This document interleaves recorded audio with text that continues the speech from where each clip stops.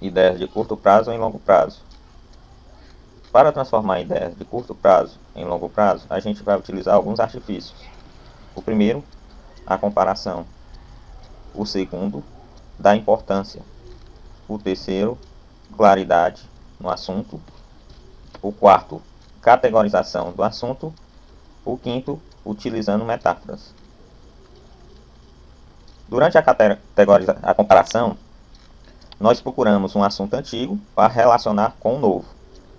Neste caso, a interdisciplinariedade é possível. Por exemplo, se eu tenho um assunto relacionado à biologia, posso muito bem associar um assunto relacionado à química, ou um assunto relacionado à física, que pode estar relacionado à matemática.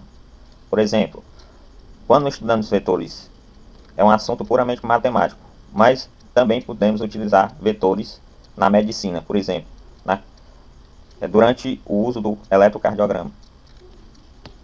Para facilitar o processo de comparação, a gente faz duas perguntas. A primeira pergunta é: por que isso é verdadeiro? A segunda pergunta: como isso se aplica a uma coisa que já sei? Em relação à importância, devemos associar emoções ao assunto a ser estudado, como raiva, amor, ódio. E devemos também estar envolvidos durante a memorização do assunto.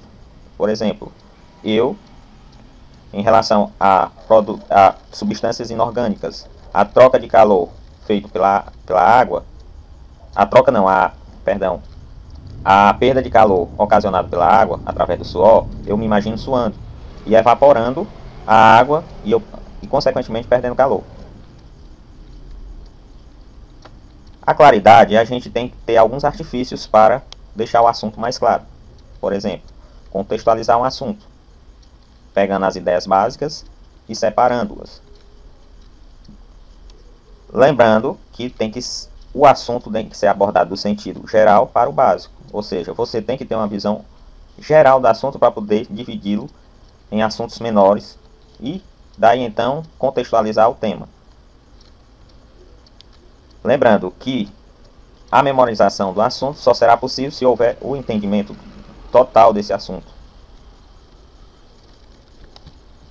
Outro artifício para facilitar, transformar a ideia de curto prazo em longo prazo é a categorização do assunto. Primeiro, definimos critérios. Depois, separamos pelos critérios os semelhantes. Lembrando que é melhor ter mais de um critério para não ocorrer a linearidade, ou seja, critério para antihipertensivos. Utilizamos o modo de agir das drogas na hipertensão como primeiro critério. Os inibidores dos receptores de canais de cálcio, por exemplo, serão separados dos inibidores da enzima conversora de angiotensina 2. Outro critério seria quais drogas que diminuem a volemia e quais drogas que agem diretamente no vaso sanguíneo. Aí seria mais de um critério e tentando relacionar um assunto com outro. Outro artifício que utilizamos na memorização de um assunto, transformando ele em memória de curto prazo para longo prazo, são as metáforas. Aqui podemos escolher muitos frutos, pois através das metáforas os assuntos serão de forma mais bem visualizados. Por exemplo, quando estudamos o que o sódio faz em relação à volemia, podemos pegar um exemplo quando a gente come uma comida muito salgada. O que vai acontecer?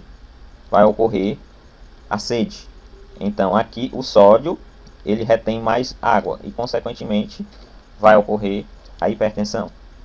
Aqui utilizei a metáfora de comer uma comida salgada para ficar com bastante fome, sede nessa situação.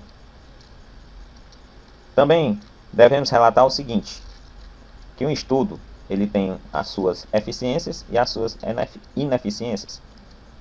O estudo, para ser eficiente, Ele deve reter informação, em primeiro lugar, isso tudo que eu falei anteriormente, como também a condição de resgatá-la no momento apropriado. Acontece às vezes da pessoa conseguir reter a informação, mas não conseguir resgatar no momento de uma prova, daquele branco. Então, um depende do outro. A ineficiência do estudo tem um grande vício que ocorre na maioria das pessoas, que é a revisão repetida de pequenos fragmentos do conteúdo.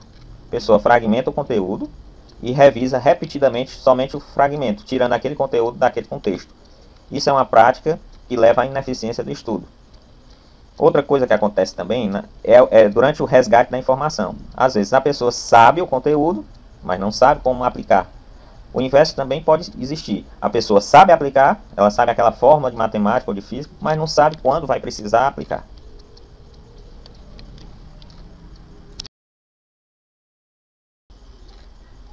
Transformando ideias de curto prazo em longo prazo.